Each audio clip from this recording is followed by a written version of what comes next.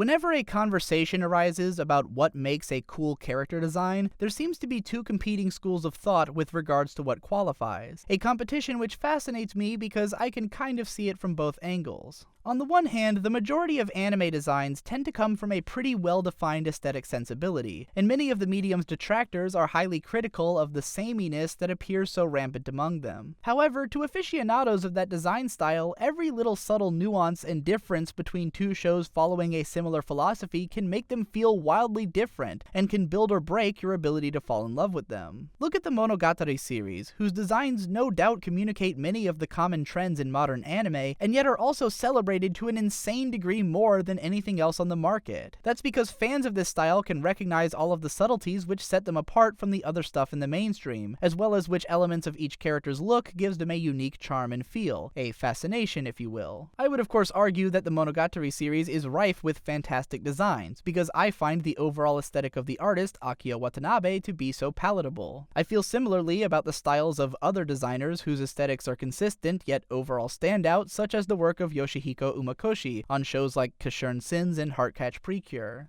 But the competing school of thought is that the individual designs should be more tailored to the personalities of the characters, and to display more variety and realism so as to better reflect the fact that, in reality, people don't all look like PVC models. I can certainly appreciate this mindset, and I think that works such as those of Satoshi Kon benefit greatly from the realism and variety in their designs, as they allow for a bigger range of individuality, emotional representation, and nuance. Having said that, however, I would never even think of buying a model of one of them. So how can these different schools of thought be reconciled? Is it possible to make designs which are at once true to life, full of variety and character, and nuanced, while still being appealing, memorable, and cool enough to make you buy a statue of them?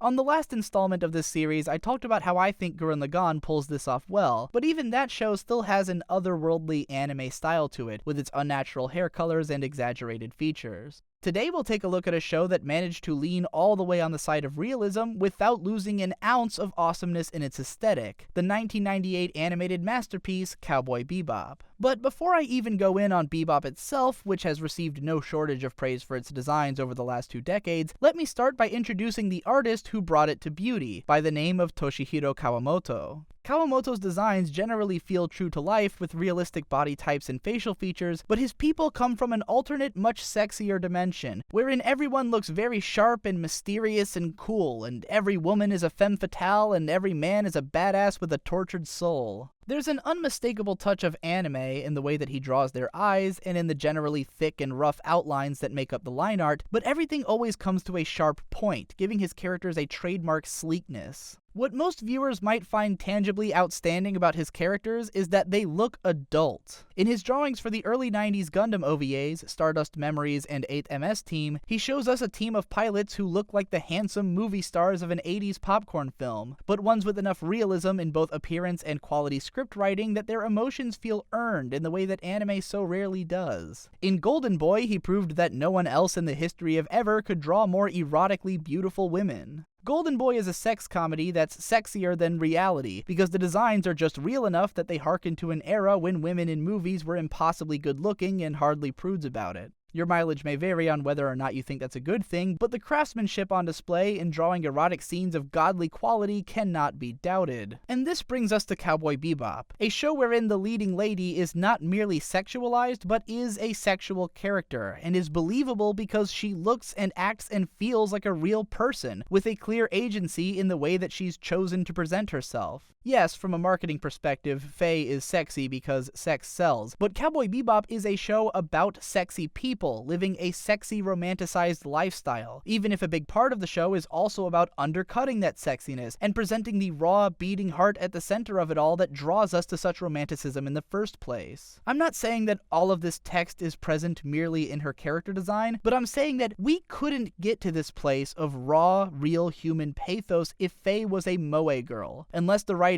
really bent over backwards to convey it, instead of how this show can ooze its message in every single second of its screen screen time just by force of its perfect presentation. A lot of what Bebop is in how the characters look like real adults, and how Jet isn't conventionally handsome, and Ed looks but doesn't animate quite like a human usually would, and every single side character is totally distinct from the last. Faye may have a perfect body, but there's not a single other woman in the series who looks exactly like her. No two characters could that be said about in the entire series. Vicious is such a strong aesthetic villain that you probably forgot that he only shows up like 3 times in the whole show and has less than 10 speaking lines. Just like in Gurren Lagann, there is a through line of color theory among the main cast. The yellows of Spike's shirt, most of Faye's dress, and the little buttons on Jet's vest, the blues of Spike's suit, Jet's vest and jeans, and Ed's spats, and the red of Ed's hair, Faye's jacket, and Jet's undershirt. They all look great on camera together, without it being too obvious that they've all been coded as a group with primary colors once again. And if you're an aspiring designer thinking, wait a minute, that's literally the same color scheme and cohesion as Gurren Lagann, holy shit, is that the secret to good designs? The answer is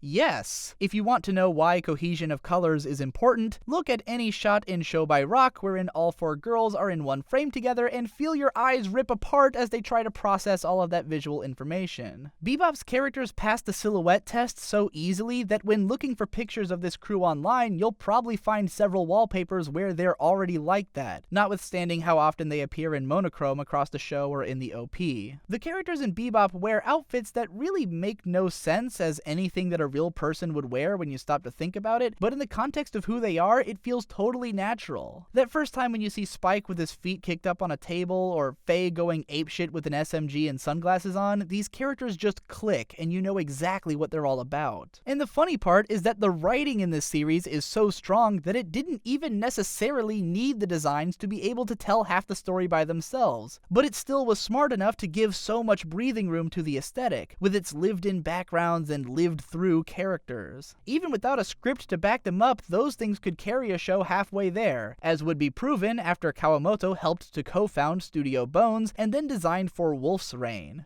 I know that some viewers may relate to or find more worth in the story and dialogue of Wolf's Rain than I did, but if there's a reason that I could sit through all 26 episodes of this show, it's because the series is aesthetically unbelievable. Kawamoto trades in his sexy, buxom femme fatales for something of an Asian boy band squad, but with little more than an ounce of cheesiness in how he goes about it, and a deft understanding of why boy bands are attractive in the first place. Whereas you can look at many shoujo anime with squads of hot guys in them and immediately make a rough estimate of what year they came out, you'd only know that Wolf's Rain's characters had to have come from 2003 because you know that the show aired that year. If I have any complaint about Wolf's Rain, it would be that drawing and scoring a show as lavishly as the team had done with Cowboy Bebop set my expectations to a level that was bound for disappointment when the writing was anything less than perfect. Nowadays, even if you're one of the 10 people who actually watched Ghost Slayer's Ayashi, it's been an awfully long time since you've seen any original designs from Toshihiro Kawamoto. And if you're me, then you might have even hated the way that he adapted the designs for the TV version of Gosick. However, even modern mainstream anime viewers who maybe don't know most of the shows that I've talked about are probably familiar with his recent work adapting the designs from the manga series Noragami and Kekkai Sensen to animation. The importance of a character designer, even to a manga adaptation, really cannot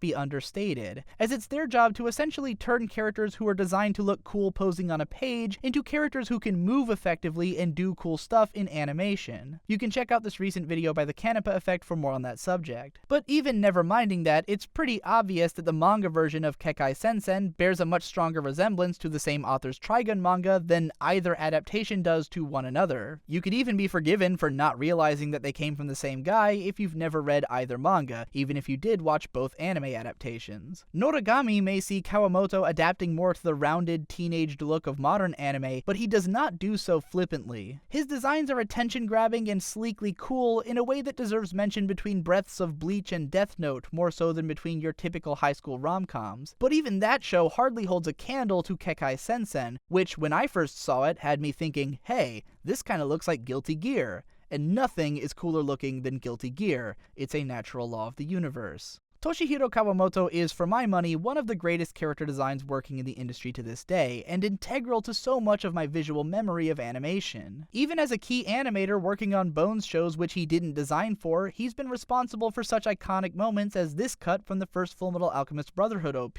On a larger scale, he also co-founded what is still one of the best animation studios in the industry, whose dedication to producing the most aesthetically interesting and experimental shows in the medium is worthy of the highest commendation. If you want to spread the gospel about how cool this guy is, then be sure to share this video with anyone whom you think would be interested. Check out my other channels for more of my impassioned babbling, and support me on Patreon if you want to help me to keep doing it. Thanks again for watching, and I'll see you in the next one.